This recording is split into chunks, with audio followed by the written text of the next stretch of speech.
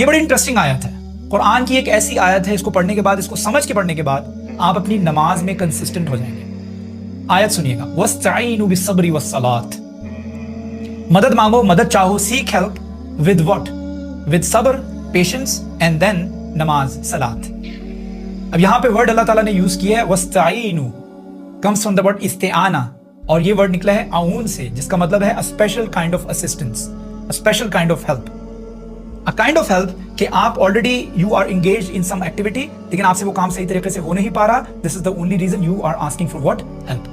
یا اللہ میں کرنے کی کوشش کر رہا ہوں لیکن مجھ سے ہو نہیں رہا، تو میری مدد کر دے۔ this is اعون، استعانہ۔ وَاسْتَعِينُوا بِالصَّبْرِ، ایسا نہیں ہو سکتا کہ you are sitting in your drawing room in your sofa اور آپ دعا مانگ رہے ہیں رب اجعلنی مقیم الصلاۃ من ذریتی ومن تقبل، no no no no, it doesn't work that way۔ ایسا نہیں ہوگا اللہ is going to send an angel and he's going to pick you up and آپ کو وضو کروائے گا، نماز پڑھائے گا، اس کے بعد دوبارہ آ کے صوفے پہ بٹھا دے گا، no it's not going to work that way۔ آپ کو اٹھنا پڑے گا، آپ کو اس ایکٹیویٹی کے اندر انوالو ہونا پڑے گا۔ اللہ تعالیٰ کے فرما رہے ہیں وَاسْتَعِينُوا، مجھ سے مدد مانگو، لیکن وہ ایک اسپیشل کائنڈ آف ہیلپ ہے جو کہ صرف اور صرف آپ کو اس ایکٹیویٹی کے اندر انگیج ہونا پڑے گا، وہ کام کرنا پڑے گا، اس کے بعد اللہ تعالیٰ سے مدد مانگنی پڑے گی۔ اس کا مطلب کیا ہے؟ توکل۔ کام شروع کریں، اس کے بعد اللہ تعالیٰ پہ توکل کریں، دعا مانگیں اور اس دعا کے اوپر بھی توکل کریں، یقین رکھیں کہ اللہ تعالیٰ میری اس دعا کو قبول کریں گے۔ اب ہمارے ہاں پاکستان کے اندر اس صبر کا ورڈ بھی جو ہے نا، وہ اس کو بڑا مس انڈرسٹینڈ کیا جاتا ہے۔ اس کو کہا جاتا ہے کہ چپ ہو جاؤ، خاموش ہو جاؤ، بیٹا صبر کرو، چپ ہو جاؤ۔ چپ ہونے کو صبر کہا جاتا ہے۔ زیادتی ہو رہی ہے، چپ ہو جاؤ۔ غلط ہو رہا ہے تمہارے ساتھ، چپ ہو جاؤ۔ تمہارے اوپر ظلم ہو رہا ہے، چپ ہو جاؤ۔ اس کو صبر کہا جاتا ہے۔ حالانکہ صبر کے اندر آتا ہے patience, perseverance, consistency, commitment, sense of responsibility, sense of discipline, یہ سارے کے سارے ورڈ جو ہیں یہ صبر میں آتے ہیں۔ اور ہمارے ہاں صبر، ہمارا صبر ڈفرنٹ ہے کہ خاموش نہیں رہنا، حق کے ساتھ جڑے رہنا۔ دس از آلسو کالڈ صبر۔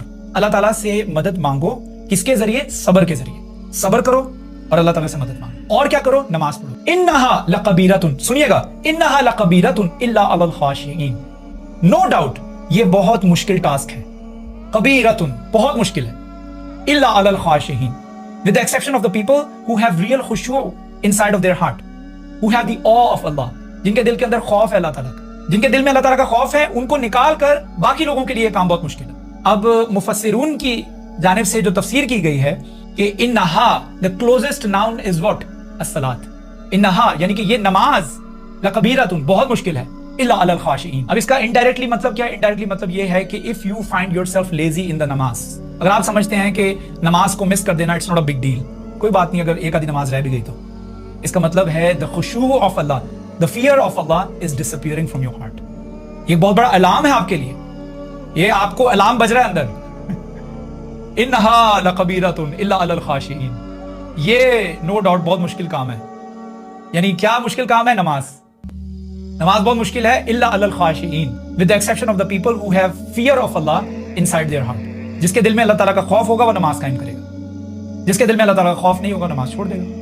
الا علی الخاشعین، سمپل۔